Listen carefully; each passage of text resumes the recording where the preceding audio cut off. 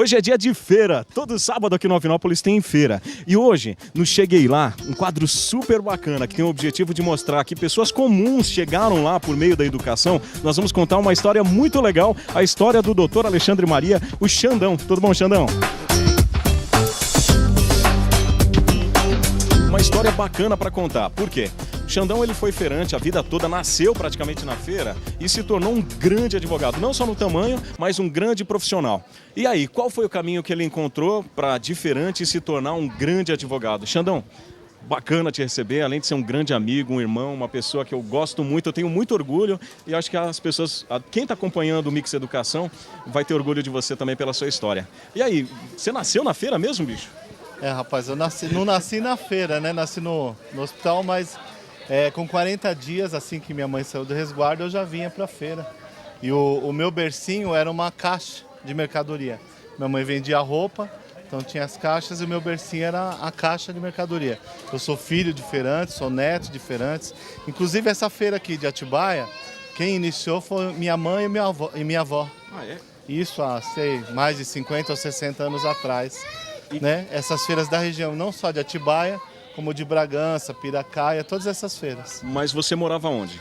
Nós morávamos em Jaçanã, São Paulo. E vinha de São Paulo para cá para fazer feira? Vinha na terça-feira para Atibaia, e de Atibaia ia para Bragança, Bragança para Itatiba, Itatiba Piracaia, e depois retornava para São Paulo.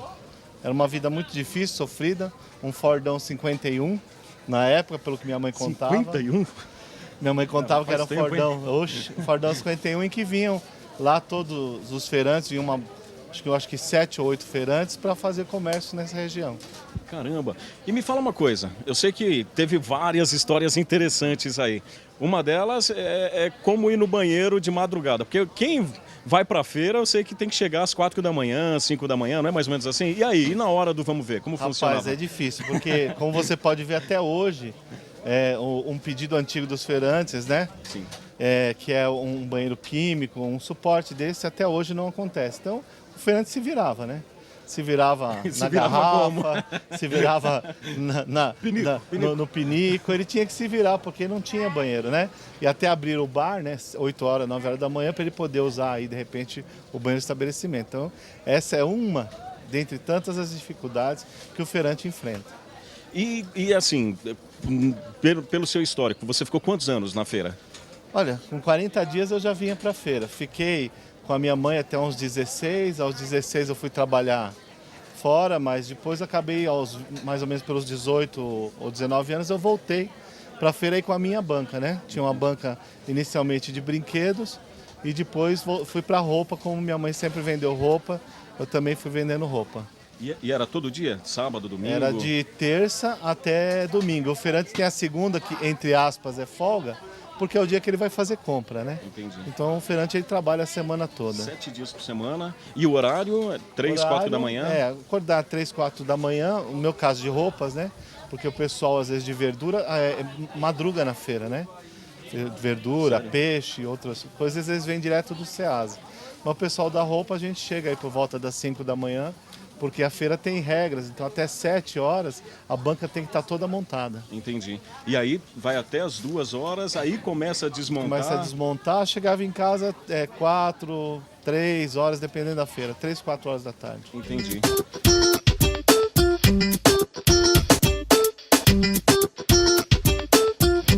Bom, como você sabe, né, toda mulher, normalmente, quando ela tá perdida num shopping ou numa feira, ela tá numa barraca de roupa. Tudo bom, Vivian? Tudo bom, Rodrigo. A Vivian é a esposa guerreira do Xandão, que foi pra feira, ajudou o Xandão também, participou de toda essa vida de feira. E aí, como que foi essa transição? Porque você nasceu na feira, se afastou da feira, depois voltou pra feira com 18 anos, é isso? Isso. Eu, quando fiz 18 anos, eu tentei entrar na faculdade. Eu saí do ensino médio, estudava numa escola pública, né, do estado, e aí eu prestei vestibular em várias escolas particulares e públicas. Nas públicas era inalcançável, né? Na nossa época era muito difícil quem saía do ensino público e ia para uma faculdade pública, né? E eu consegui passar em 2 faculdades de renome. Eu passei na PUC e eu passei na FMU. Com 18 anos? Com 18 anos. Direito mesmo? Não. Na época, o curso da moda era processamento de dados. Poxa, ainda bem, né? E eu entrei, e eu entrei em processamento de dados, gostava, sempre mexi com computação, até hoje mexo, né? Gosto de mexer. E entrei nesse curso nessas duas faculdades. Só que tinha um problema, né? Era muito caro. Quando Não tinha bolsa de estudo, financiamento? Quando existia alguma bolsa de estudo, era que a própria faculdade dava. Não tinha um financiamento estudantil, né? Um programa do governo para bancar a particular. Então eu entrei e assim, o que eu ganhava não dava nem para pagar a mensalidade. Entendi. Né?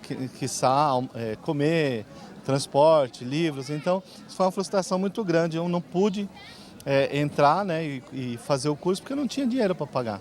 E eu não tinha. Minha mãe era divorciada há muito tempo, a gente não tinha condições financeiras para fazer. E o curso superior era muito mais caro também, né? Não, era um absurdo. Eram poucas vagas, então era muito mais concorrido, muito mais difícil o acesso. Poucas universidades também, né? Poucas públicas, poucas particulares. Então era muito difícil. Eu não conseguia pagar, então isso gerou uma frustração. E aí eu voltei para a feira, eu falei, o negócio é ser feirante, né?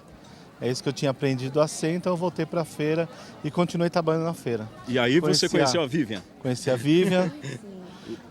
A loira da sua vida? Falei para ela que era banqueiro, mas não falei que era uma banca na feira. E nos casamos em 91, né? Tivemos aí 2 filhas, né? A Amanda e a Alícia. Elas nasceram na feira também, então? Nasceram na feira, vinham. Como eu tinha a minha caixinha de berço, quando era criança, elas também tinham a caixinha de berço na feira. Elas iam para a feira desde pequenininhas. E nesse ínterim eu comecei a sentir que eu precisava dar alguma coisa melhor para as crianças. E isso começou a me incomodar.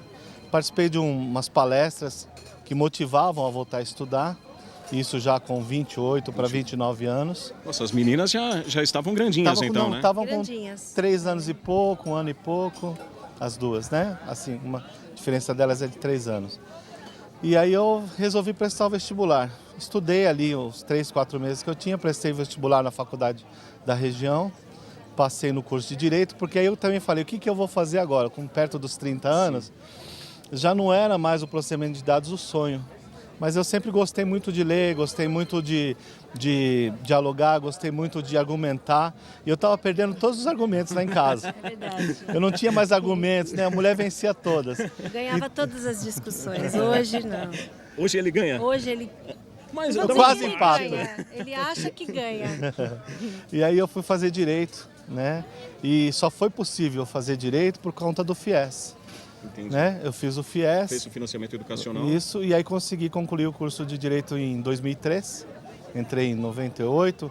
Eu tive que parar 1 ano, inclusive, porque eu não consegui o FIES logo de cara, né?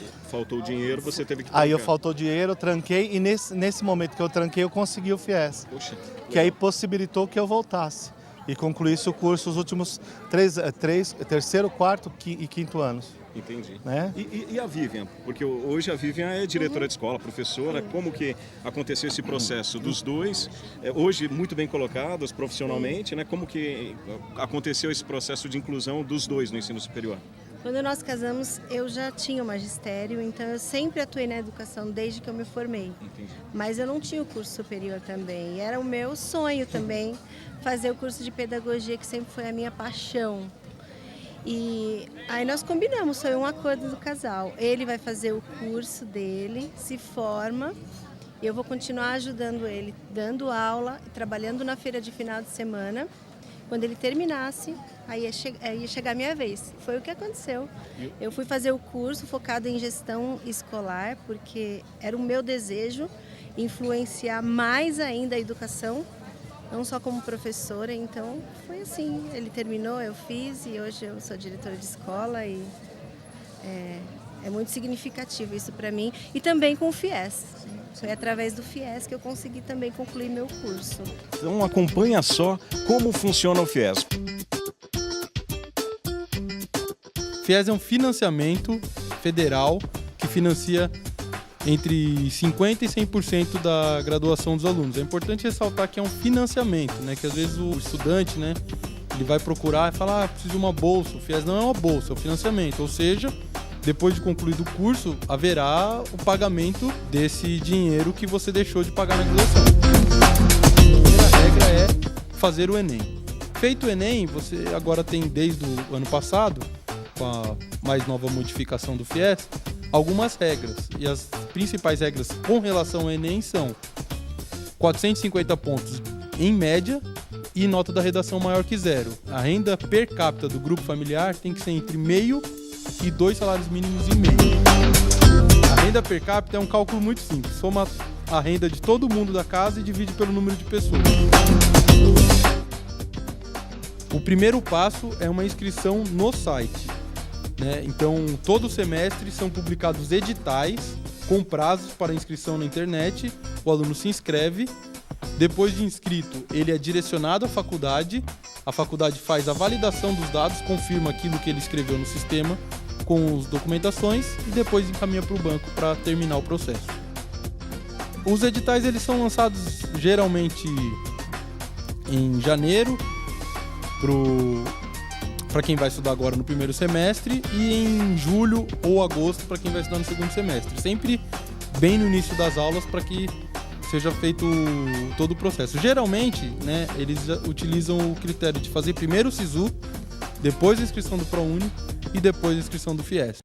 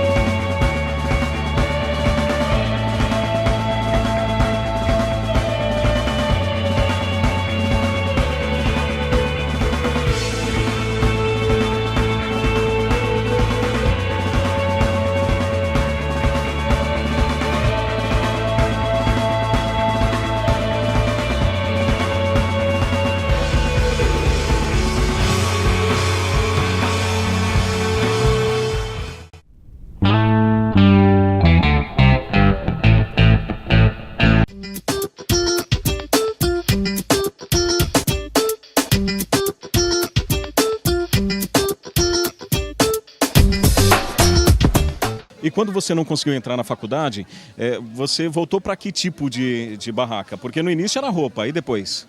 Então, na época, meu irmão tinha uma barraca de ferragens, né?